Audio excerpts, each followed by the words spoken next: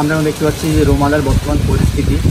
আপনার হচ্ছে আমরা আছি মেহেরপুর জেলা, যেটা হচ্ছে পশ্চিমবঙ্গের পাশে মেহেরপুর জেলা, যেটা হচ্ছে বাংলাদেশ বর্ডারের ঠিক কাছে। এবং এখানে দেখতে পাচ্ছি যে ঘূর্ণিঝড়ের বর্তমান পরিস্থিতি, যে এখন হচ্ছে আবহাওয়া দেখতে পাচ্ছি, আবহাওয়া হচ্ছে চলে যাচ্ছে।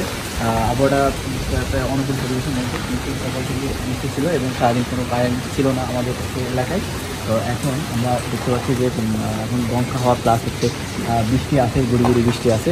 তো এখন আমাদের শেষ পরিস্থিতি জানাচ্ছি আপনাদেরকে, যে আবহাওয়াটা সাধারণত মেঘ উড়ে যাচ্ছে, আমরা আকাশবাণী তাকিয়ে দেখতে পাচ্ছি।